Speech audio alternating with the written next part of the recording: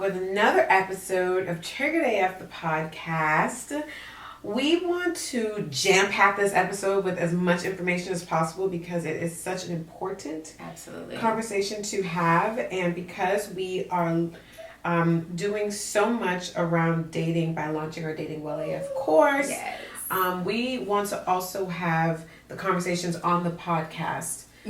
So that we can take a deeper dive, so that you guys can also ask us questions in our comments and in our DMs. So we just want to make sure that, especially throughout the launch of this course, that we're keeping the conversation going. Absolutely. Right? Because the course has all the things. All the things. Right? We're just giving you some snippets. Yeah, we're just giving you some snippets, and this episode is a really good snippet of a really important part of the course called self-sabotage, right? Self-sabotage. How we self-sabotage ourselves in relationships, how it shows up, how the behaviors manifest without us even realizing. Yeah. And like I said, we're just going to dive right in because there's a lot of information. Yes. And that's still just a snippet of what we're going to be giving you in the full course. Absolutely.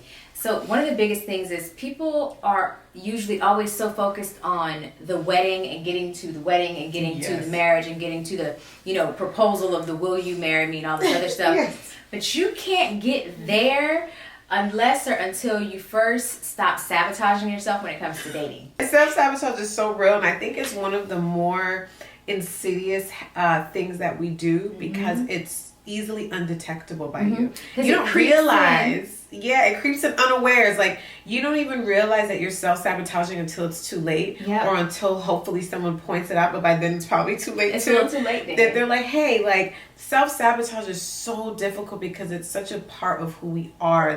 The thing that you're doing, to self-sabotage is usually such a part of the fabric of your being. It feels innate. Yeah, so you don't realize that you're doing something wrong. So that's why we wanted to talk about this and give this an episode, because we realized through our own self-sabotaging behaviors that have caused demise of relationships.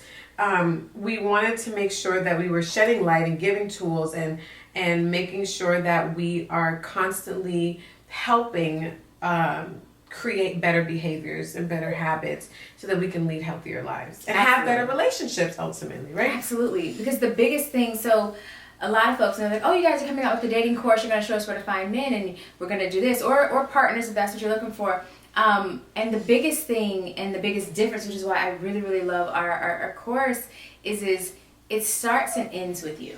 Yeah. Period, point blank. This isn't just a course to show you how to date well. Yes, that's a benefit, of course. But you have to remember, if you have not figured out you, everything you touch, no matter where you go, there you are. So whether it's you're dating Jim Bob over here, or Timmy, or Daquan, or Shaquan, or Shaniqua, or Shantae, no matter who you're dating, you are the common denominator. Yep. So if you can work on the masterpiece that is you're able to show up in relationships just so much better. You're able to cultivate much better experiences for yourself because you're intentional with how you treat you. Exactly. And if you're not working on you and fixing the things that cause you to choose the wrong partners, then even when you get a good partner, you're not going to know what to do with it. And that's, again, where self-sabotage comes in, where sometimes we get exactly what we ask for and don't know what to do with it, right? Have no clue. We're not prepared, we're not ready, we don't have the capacity to really handle all that abundance and all that goodness, because you have to remember that abundance and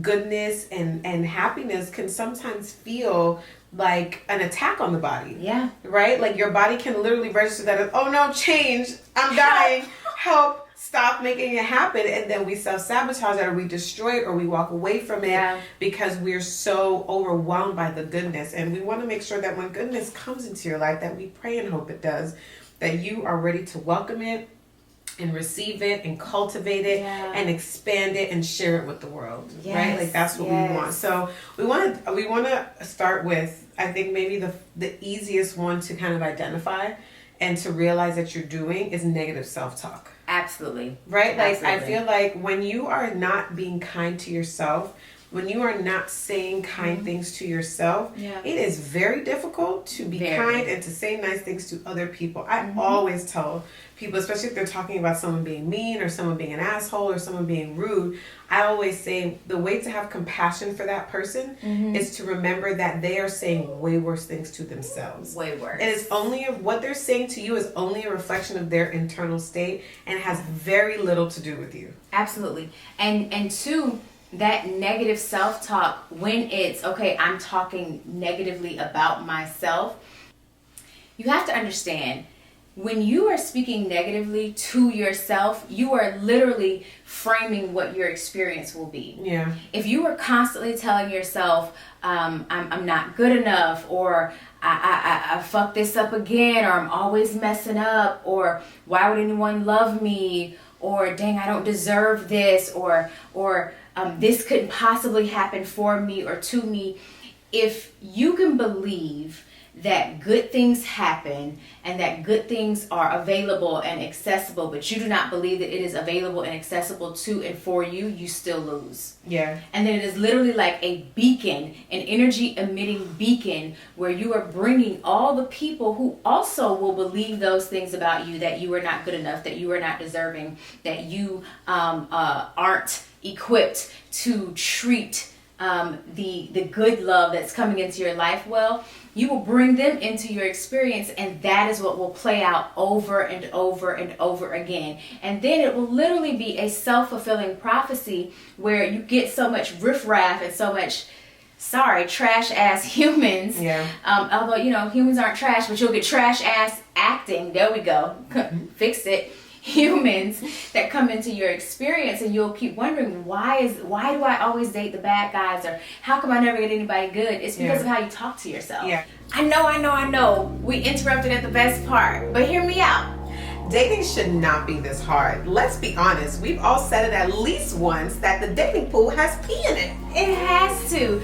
After dozens of dates, too many failed relationships, engagements, marriages, and even a divorce, we decided it was crucial that we find ways to be better at attracting the partners that we desire. So we did just that, and we created the Dating Well AF course. It's specifically designed to show women how to date with intention and in alignment with their desired type of lifestyle and experience. The 5-module crash course developed by certified coaches Alechia and Dani provides practical tools to date well and live even better. So I want you to register now for lifetime access to the Dating Well AF course at datingwellaf.com. You will tap all the way in to learn how to identify those self-sabotaging behaviors, discover new ways to date intentionally, and to nurture that healthy love. Remember, one of the most important life decisions you will ever make is who you decide to make your partner. Make the choice well and visit datingwellaf.com. Now, back to the episode.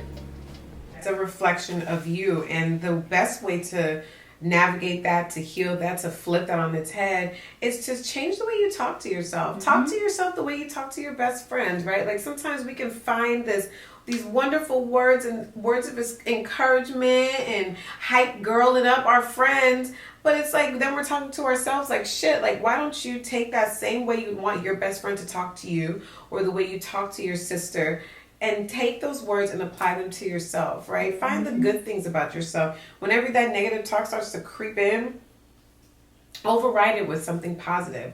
Always, it's like, oh my God, I feel so ugly today. But I really like my lipstick. Like, my lipstick is popping at least. Like, finding even the smallest things to appreciate about your physical beauty, your inner beauty, your accomplishments, your achievements, sitting in spaces of gratitude and appreciation. Is so important to change negative self-talk, as opposed to focusing on what you don't have, focusing on what you do have. And that sounds so simple and like, oh, everyone should be doing that. But that's not what we're doing a lot of times. It's easy to harp on all the things that we're lacking when happiness has so much to do with you appreciating things as they are.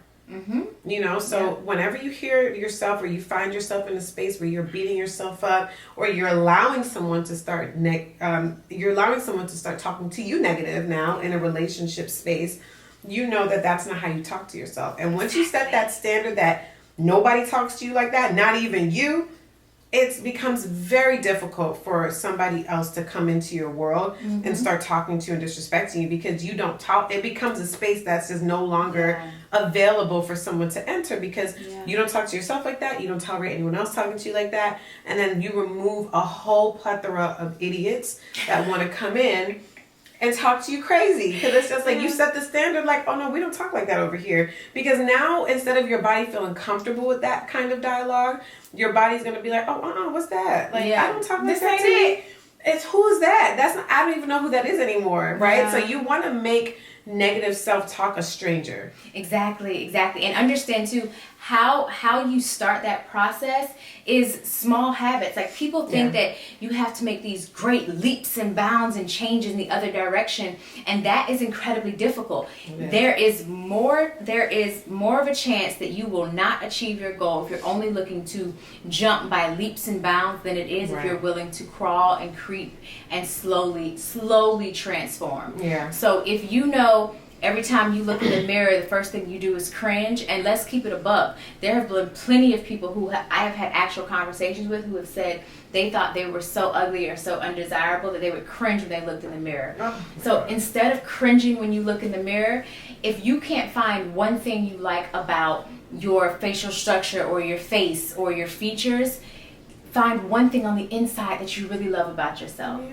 You love that you are maybe resilient, and if that sounds too harsh, because resiliency means you got to go through some shit. You become resilient by going through a lot of shit. So if it's maybe you like the fact that you are gentle with children, or you are kind to the elderly, or you are kind to your friends or your lovers, find something about yourself so that every single time a thought creeps up that is painful or is negative, you immediately replace it. It don't matter if it's on the same wave. It could be like, dang, I'm really, really bad at money. Immediately replace it with, but I love the fact that I have a desire to figure this out. And something that both of us do to help with negative self-talk is listen to affirmation music. Yes, Tony Jones, shout out to you. Yeah, we love Tony Jones. Like filling your brain with different things, like replacing, and that's where those small habits come in, where it's not, don't think removal and stopping as much as you think replacing. Right? And just kind of like it's swapping one for the other, as opposed to when you tell your body you're going to stop something, it immediately starts to think there's lack, which makes it want to hold on real tight. But that happens too when you starve yourself. Like if you're starving yourself, your body, you start to gain weight because it starts feeding on all the things. Storing. It starts to hold on to it because fat. Immediately it's like, oh no, you're going to starve me. You always want to replace, and if you have to tell your brain you're replacing something, not removing something. And that's the same thing with negative self-talk. It really can't be cold turkey. Like you just have to kind of tell you don't want to stop thinking, right? You can't stop thinking. The thoughts are going to come, but how can you replace the thoughts over and over with better thoughts? And affirmation music is really helpful. Journaling is really helpful. Listening to just better music, period. Music that's more uplifting, music that's speaking to empowering you and making you a better person. Surrounding yourself with people who speak life into you, who want to see you win. Cultivating that circle of people around you definitely helps with negative self-talk. But just first of all, the first step is being aware that you're having the negative self-talk, and it's just taking inventory, maybe through a 2-minute meditation of what are the thoughts that are coming to me. Writing those thoughts down. Sometimes you see the thoughts that you have on paper, you're like, what the fuck? Like, who says that? Who talks about themselves like this? Who would say this? Like saying it out loud changes the way that you perceive the information. So write it down, say it out loud, record it on your phone. Tell a friend, like, I was having this meditation and I told myself I was a dumb bitch, and I don't know why I felt like that about myself. And, just being honest with the fact that it's happening. So being aware, taking the steps to find different ways to replace those thoughts with better ones, and then eventually that will just become how you think. Absolutely.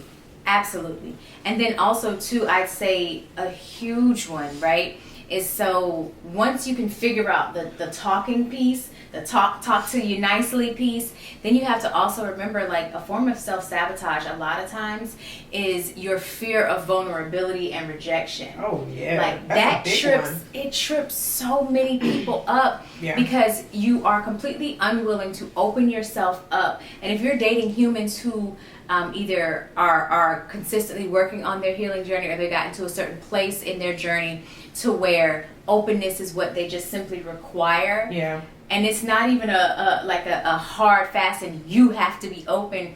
It's just their entire energetic essence is so open that it can scare folks who are fearful of just being open and telling the truth about what they need, what they desire, what they like.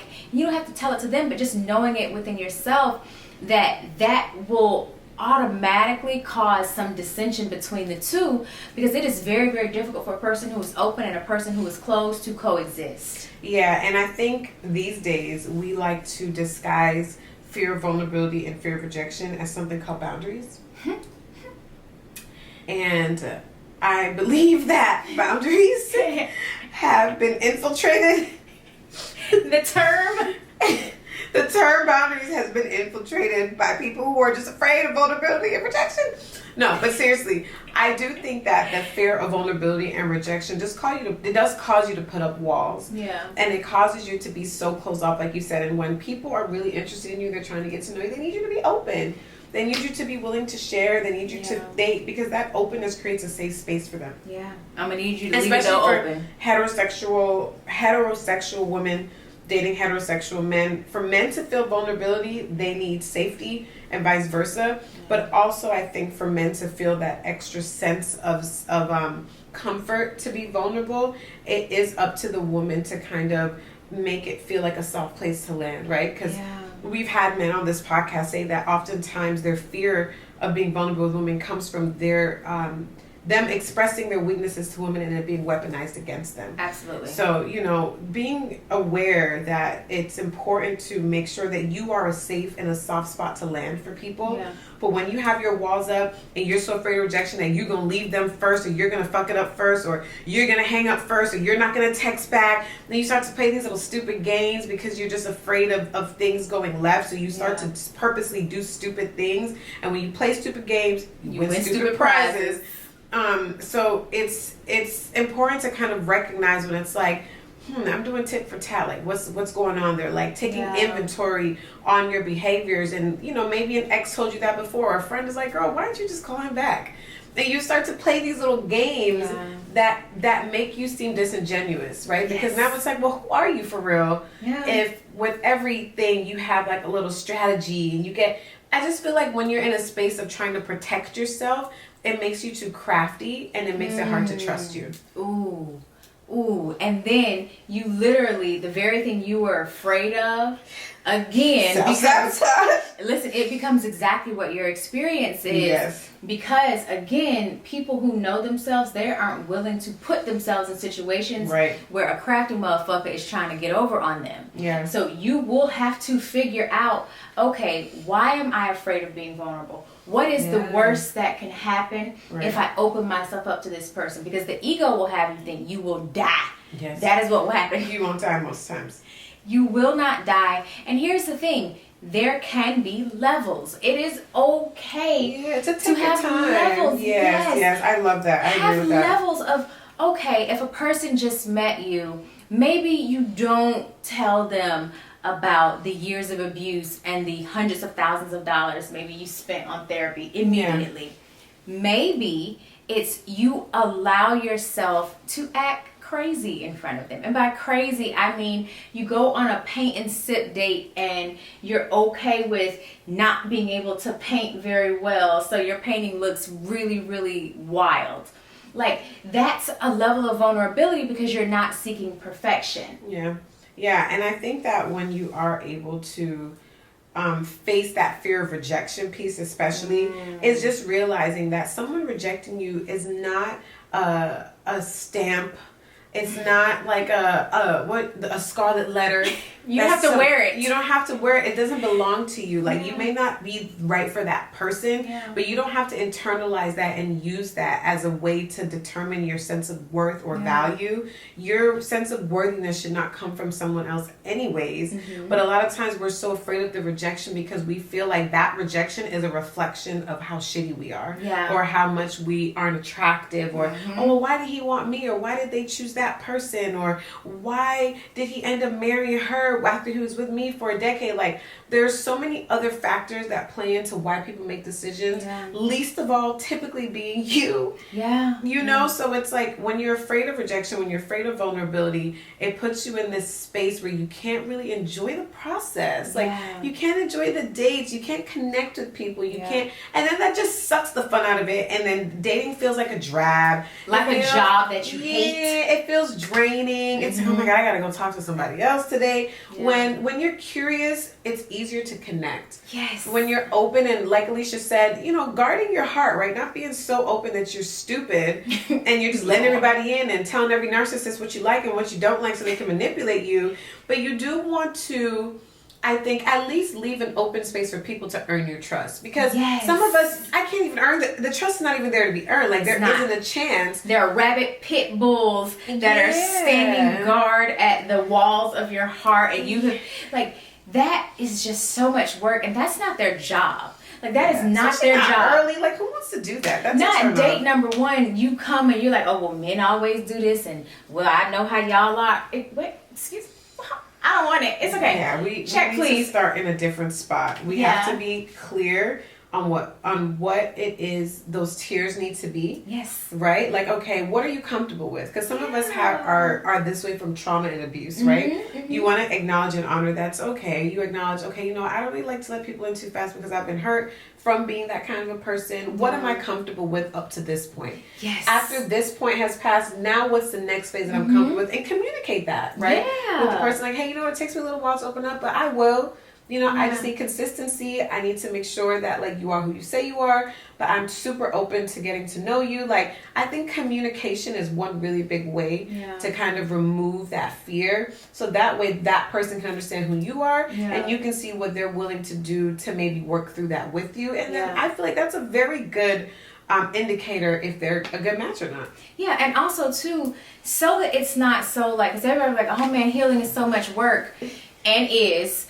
However, what you can do to make it so that you becoming more open and not fearing the rejection piece is to create fun experiences for you to do with other humans that allow you to step out of zones that are most comfortable for you. Yeah, I think that's good. So if it's, okay, you guys go and play mini golf, and each person who makes a putt, I think that's, y'all, don't judge me, I don't know shit about sports. Putt is right. Oh, yay, I got it. So each person who lands a putt or makes a putt, they get to ask one question that the person has to answer.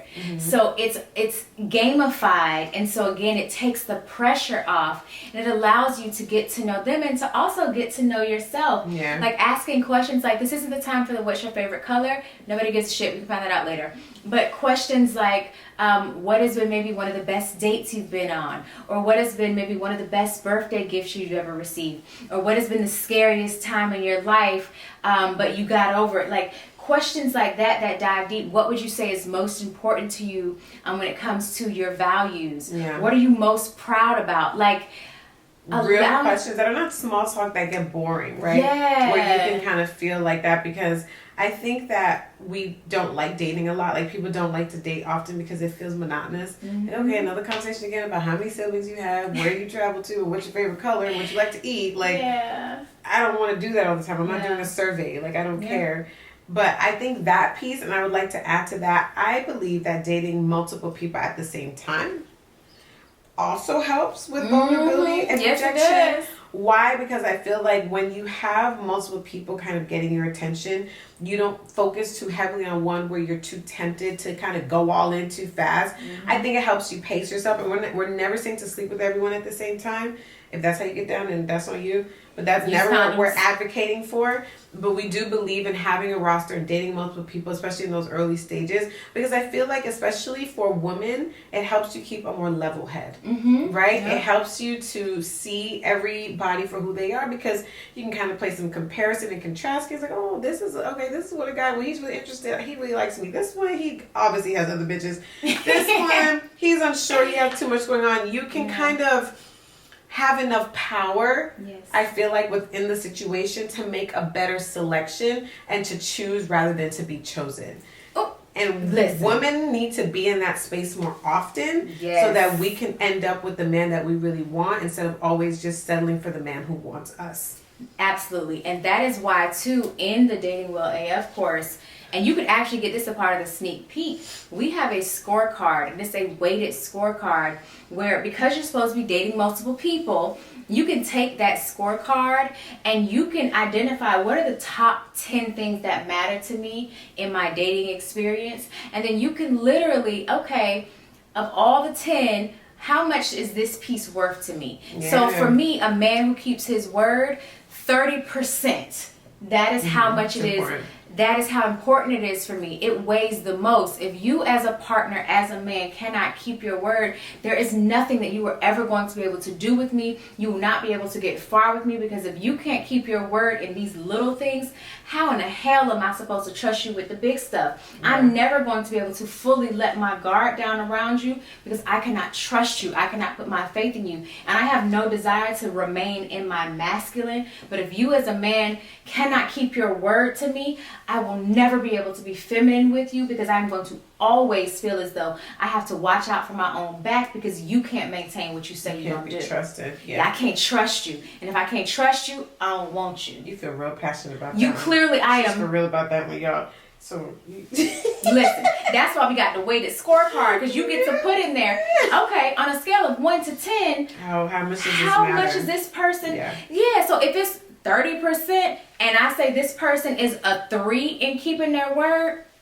I put on all my numbers, 1 to 10. How much does this person align with what I say means something to me?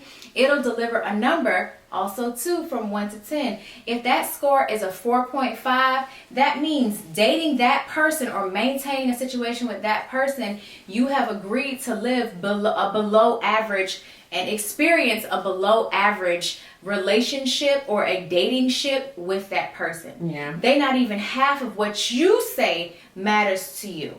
And I think the dating scorecard and just the entire course period helps with the next piece of self-sabotaging, which is overthinking and analysis paralysis. The more you know yourself and the more self-aware you are and the more sure you are of the things that you like and the things that you don't like, the things that you tolerate, the things that are requirements to be with you, is the easier and more enjoyable and less confusing I feel like the dating experience will be. When you're overanalyzing every action and every intention and trying to see, well, he had the dots going but he didn't answer. Is it because he's doing this? Is it because he's doing that? And then you just literally get yourself in like a spinning cycle of anxiety, and like you start telling yourself stories that didn't happen, and you just start creating something in your mind that is not true. And then that's why I feel like sometimes men call us crazy as hell, because he's like, what? I was napping. You know, like, I fell asleep while texting you back. Or like, oh, I was in a meeting. And sometimes they're lying. And sometimes they're not, right? And it's not for you to be on this manhunt all the time and this private eye mission. You're detective. To figure that out. Like, that's such a waste of your energy. So it's like, when you're constantly overthinking and you're constantly putting yourself in spaces where you can't even function because you're so pressed about what he's doing, where he's at, what's happening between you guys, and you ask that stupid ass question of what are we? Like, you know, when you get into those spaces, it just makes it so unpleasant for the other person that you'll end up like, why don't I end up in relationships? Or why does this keep happening? Or why am I lonely?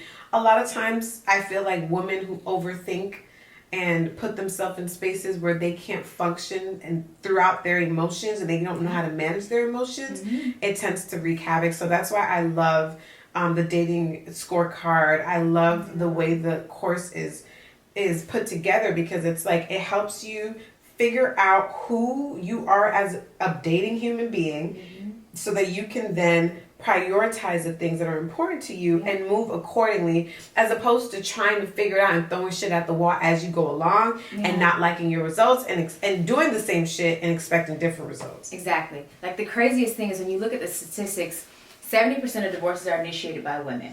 For college educated women, that number goes up to 90% of divorces being initiated. And it's literally because of what you said before. We're so focused on being chosen that we are not getting choosy.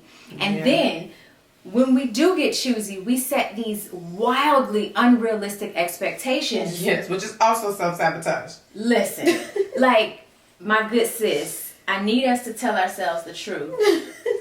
And here's the thing. I am all for curating and creating a life that works for you. Yeah, but when you get too rigid and you have like a checklist and it's just like no human on earth has this thing. Yes. Right? And then you're seeking perfectionism. That also makes it uncomfortable for the other person to try to get to know you. Yeah. Because now you're trying to create the image of somebody that is not real. And it's in your head. Yeah. You can't even measure up to what you have in your head. But you're expecting someone else to. And then also sometimes you don't go to a gynecologist for dental work. Right. You just don't. If you need dental work, you go to a dentist. Yeah. Why? You go to a dentist because they specialize in what you need. Exactly, yeah. So you can't keep going to humans who could not, if you literally gave them the blueprint, walked them to every step. If they can't provide that for you, that is okay. It doesn't mean they're bad. It doesn't mean you're bad. It means that they are not in position, do not have capacity, or simply do not have desire to give you what it is that you know you need. And it is absolutely okay to pick somebody else to do it. Yeah, it sure is every time. And those setting unrealistic expectations just create so much pressure on the relationship. And again, just sucks the fun out of everything. And if you're not having fun, I'm sorry for you. Like, dating is supposed to be fun and exciting, and you should be curious, and you should be meeting people. You should, at the least, build your damn network out. Listen. Right? Make the connections. Elevate your life by getting to know better people who can unlock doors for you at the very least, right? If you just haven't found your soulmate yet. And I think one way to set more realistic expectations is, again, the weighted scorecard, because that really helps. Yeah. But I think another way to set realistic expectations is to make sure that these expectations that you have are expectations you too can obtain, meet, do, show up as. Like, are you the person that you want to date? Yeah. And would you like to date you? Yeah, like, would you date you? Like, all these expectations, but it's like, but how are you showing up? Yeah. How are you in relationships? What is it that you're, and not bringing to the table, but what are you bringing to this person's life? The experience. Yeah, that can make their life, that can enhance it in any way, right? And a lot of times we have expectations that we couldn't meet them hold a candle to. You know, so making sure that when you are setting expectations that they align more with your purpose and who you are, as opposed to a fairy tale or an Instagram couples goal that you saw. Yeah. Like, what does value alignment look like? Yes, like, that's a big one. What type of character do you really, really like men to possess? And then don't tell them that. Keep that to yourself. Yes. Keep it to yourself, because that too is a way in which you put unnecessary and undue pressure on them. Absolutely keep it a buck in like what phase of life you're in. Yes. Like, there's absolutely nothing wrong with saying, I'm excited to take my life's experiences and the successes and the things that I've created thus far, and I'm excited to share that with a lifetime partner or with my husband. There's nothing wrong with saying that, hey, this is where I'm at and this is what I want my next experience to be. There's nothing wrong with keeping it a buck with that. It's just expecting to go on your first date and then by the next day you're planning the names of your future children and where you're going to get married. Unrealistic expectations, especially if they have not communicated that to you. And also too, if they have communicated that to you, you just want to make sure you're remaining open and also, musing over what is it, in our experience that would have caused that, right? Yeah. And by cause that, what I mean is you don't want to be so closed off that you think and feel like, oh, this person's trying to get me. They talking about they want to get married on date number 1. No, ask them. If they're like, man, you're so dope, like I could seriously see myself marrying you, ask, oh, really? What would make you say that? Yeah. What about me makes you feel like that's something you could do already? Like, what makes you so sure so soon? Exactly. Ask questions. Yeah. Again, curiosity is such a big part of dating well. And that curiosity sparks better conversations. Absolutely. It helps with the chemistry. It helps with the overall perspective that you'll have, because it's not always about the end goal. It's just, I just want to know more about people. I just want to connect with people. I just want to learn your story. I just want to know one more person's story. We are put on this earth for connection. The universe is big enough. There's 100 million stars and 100 billion galaxies. We could all have our own planet. Right? All 7+ billion of us. It's 8 now. Is it 8? It's 8 billion of us now. Oh, child, that's a lot of people. 8 billion plus of us can have our own individual planet. We're all on this planet for a reason. I believe so much of it is connection and to help drive us and align us with our purpose. So setting those realistic expectations, and not saying you shouldn't have standards. Please have the standards. Standards are great, right? And you should have them. Even the fair has requirements. Yeah, it's okay to have standards. It's okay to know that's what you want. But just make sure that we're not trying to create the life of a rom-com. Right? We don't see what happens in 10 years at the end of that rom-com when they ride off into the sunset and they have to deal with each other's in-laws and babies and pets and just illness and ups and downs of finances. And there's just so much happening in real life. It's important that we are not creating a space where we're trying to live in an imaginary fairy tale world that we've been conditioned to want, that doesn't want to not attack real life, but doesn't want to put real life on the front burner and make sure that we're approaching our relationships as if we're going to be with real other human beings. Living a real life with real experiences. I feel like when you come down to earth and you're like, okay, what is life going to look like after, like you say, people just want the wedding? What does the marriage actually look like? What does the parenthood look like with this person? Asking those questions, making sure that they align with just who you are, what your purpose is, and what kind of life you're trying to curate for yourself. Absolutely, absolutely.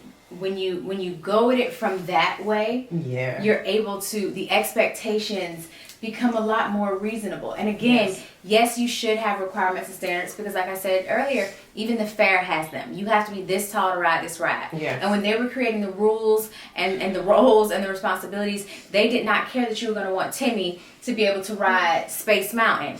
They said nobody cares. They said you have to be this tall to ride this ride, and you need to be super clear on what are the levels in which I am engaging with this particular person, so that you are not expecting wife type, I guess, access when you are literally just somebody they're dating. That is an unrealistic expectation, and that shoots a lot of women in the foot, especially when they sleep with people too soon. Because it's like, but I'm giving you all these things, and it is unrealistic if you all have not come into agreement together to say, hey, this is the route we're going, or this is where we're moving to together, or this is where I would like to grow into together. You giving them a little piece of sex don't mean nothing. It doesn't. And to go even deeper into that, there's so many women who lose themselves in relationships, right? It's like you start to get into a space where you just stop taking care of yourself. Completely. You just and it's like, letting yourself go is one thing, but it's also letting go of your dreams, letting go of your friendships, letting go of your family members, letting go of your financial your financial abilities and acumen, letting go of things that you wanted to pursue, letting go of your purpose, like letting go too of the requirements that you have, just sleeping with them without condoms, opening yourself not up, being safe, and not even just physically, condoms, but also not being safe energetically. Sex is a very highly energetic exchange. Is very powerful, especially for women. And when we are engaging in dangerous sexual behavior, that I know is very promoted today, and it's for us, it's more about the safety and the protection of your energy, right, and your overall body and sense of self. That is just sometimes you're just carrying things that don't belong to you because you're sleeping with people that just aren't people that need to be in your space, right? They're not even worthy of occupying that space with you. So it's when you are dating or you're even entering new relationships, it's so important to hold on to yourself. Absolutely. Right? Still go out with your friends. Still do the things you like to do. Still date yourself. Still go to that yoga class. Still prioritize the things that that you like and the things that you want to do so that you don't lose yourself. I've definitely been in situations, been in relationships where I lose myself, right? Because you're just trying to cater to and prove that you're wife material and prove that you're this good girlfriend and you just want to be there and you're just supportive. And then somewhere you wake up one day, you're like, well, who is this in the mirror? I don't even recognize myself. Yeah. Like, how did I gain all this weight? Or how did I get so skinny? Or how did I stop putting myself together? When did I stop caring about how my hair looks? Like, Girl. you want to know something? I feel like so many men love women at that space. Because when you are like that, you are fully under their thumb and control. You are so easy to manipulate. You're so easy to manipulate because you don't have anything else going on for yourself. You gave up on your dreams. You gave up on your hopes. Like, now you're just this, like, what do they call that? When you're just like a shell of who you are. Yeah. Because you're just so wrapped up and tangled up in being this person's For girlfriend, this person's wife, this person's partner, when you forget that before you were any of those things, you were just you. Yeah. You know, so I think it's really important to continue self-care, continue self-love, continue your healing journey, right? Yeah. I definitely have fallen off the bandwagon of healing from being in relationships because I prioritized us as opposed to prioritizing my own traumas and healing and trying to make sure that I am a better human being for myself before I try to put on this facade of being a better human being for somebody else. Yeah. And the more care you take with you, like we said in the beginning of this conversation, it begins and ends with you. Yes. The more you care and take care of you, the better you're able to show up for all parties involved in your life. And when you are dating, so that one of the biggest things that I firmly believe, like, if you want to stop self-sabotaging when it comes to dating, you're going to want to make sure you mala, practice mala, where it's mirror, ask, you want to listen, and then you want to assess.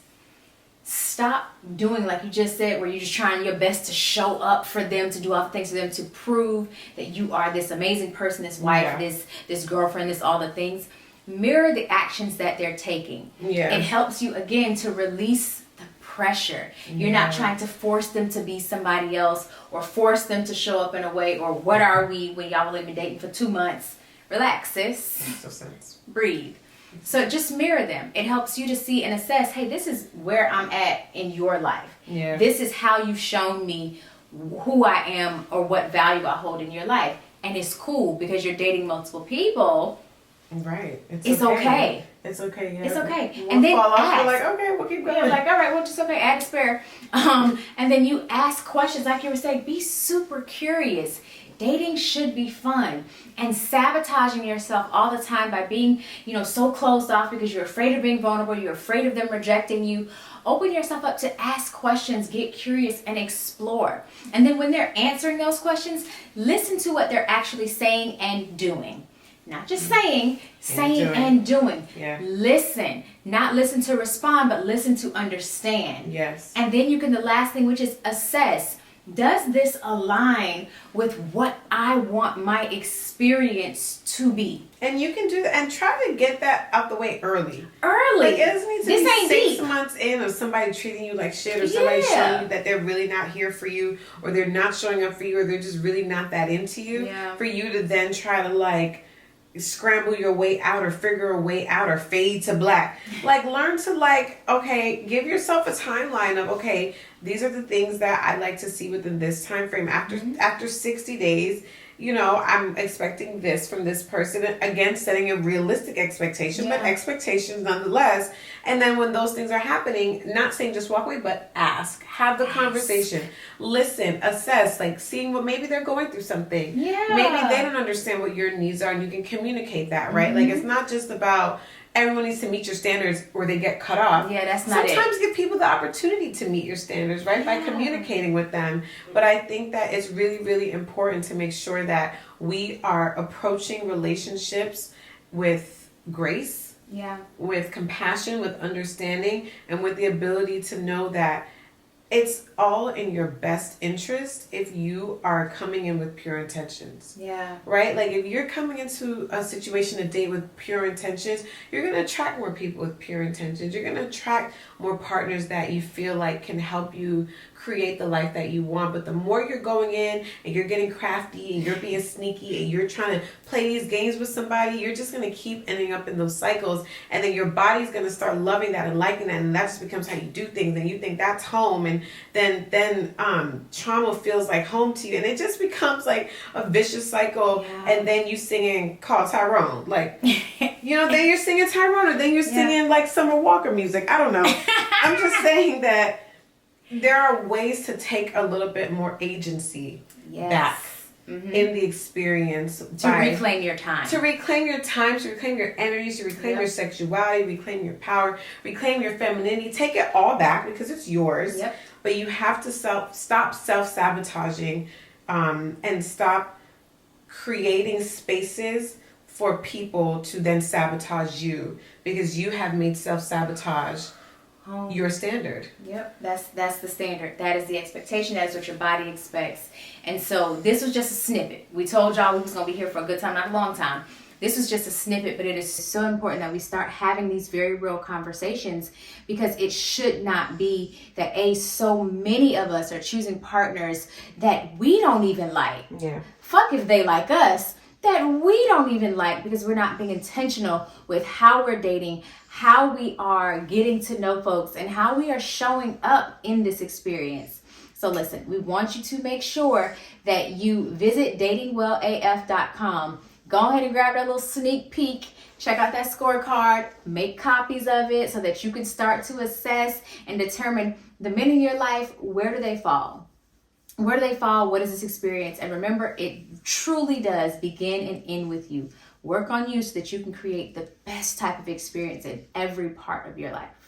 Until next time, thank y'all for coming to listen to Triggered AF, the podcast. Yes, and you can stay connected with me at the Dani Bordeaux, DaniBourdeau.